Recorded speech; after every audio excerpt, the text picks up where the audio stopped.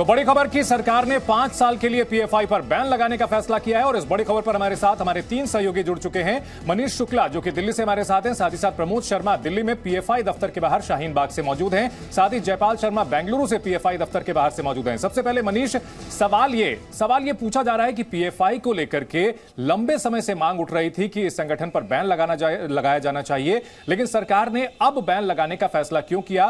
क्या पहले पुख्ता सबूत जुटा लिए गए हैं?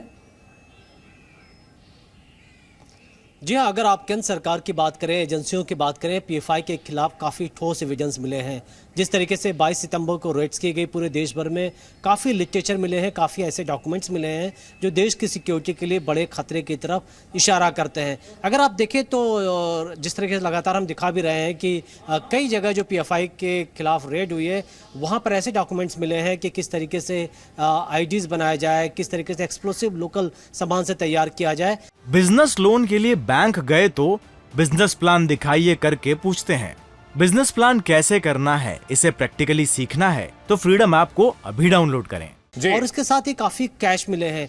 यही नहीं, हम लगातार दिखा रहे हैं कि 2010 की तेजस जो मैगजीन है, जो पीएफआई से एफिलेटेड मैगजीन है, उस मैगजीन के कवर पेज पर उसामा बिन लादेन की फोटो भी है, जिसमें बताया गया है कि उसामा बिन लादेन के आइडियोलॉजी को इसमें प्रकाशित किया गया है कि अगर कोई अच्छा कॉज करता है तो वो मरता नहीं है, वो हमेशा जिंदा रहता है। तो जाहिर तौर पर सारे एविडेंस इकट्ठे करने में वक्त लगा और जब ये एविडेंस इकट्ठे हो गए तो सरकार ने पीएफआई पर बैन लगाने का फैसला किया है। और इसके बाद क्या फर्क पड़ा है? जयपाल, अगर बात की जाए अब बैन लगाने के बाद दफ्तर के बाहर क्या बदलाव आया है, और साथ ही साथ समझना चाहेंगे कि दक्षिण में पीएफआई ने ज्यादा अपनी पैठ फैलाई हुई थी और खासतौर पर जो अभी हाल में बुर्के को लेकर के विवाद हुआ था, तो कर्नाटक में इस संगठन की भूमिका जमकर के सामने आई थी।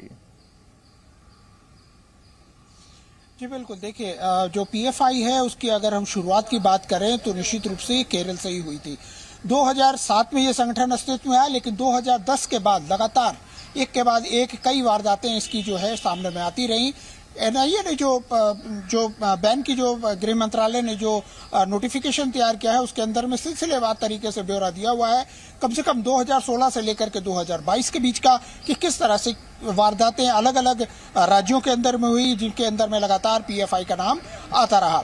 इसके बाद अगर हम देखें तो सीएए के प्रोसेस के समय में उसने अपने आप को दिल्ली में स्थापित किया। उसके बाद जो बेंगलुरु के अंदर में जो डीजे अली केजे अली के दंगे हुए, उसके अंदर में भी जो है पीएफआई के एक नहीं कई एक लोगों की लिप्तता उसके अंदर में पाई गई। और इसके अलावा अगर जब हिजाब के मामले की हम बात करते हैं तो उसके अंदर में हम पाते हैं कि कहीं ना कहीं ये संगठन जो था उन लड़कियों के साथ खड़ा था, या एक तरह से ये भी कहने वाले कहते हैं कि उनकी शह पर ही वो लड़कियां जो हैं बिना हिजाब। बिल्कुल, पीएफआई का जो संगठन सीएफआई है, छात्र संगठन, उसी की भूमिका उस मामले में सामने आई थी। बिजनेस लोन के लिए बैंक गए तो बिजनेस प्लान दिखाइए करके पूछते हैं। बिजनेस प्लान कैसे करना है, इसे प्रैक्टिकली सीखना है तो फ्रीडम ऐप को अभी डाउनलोड करें।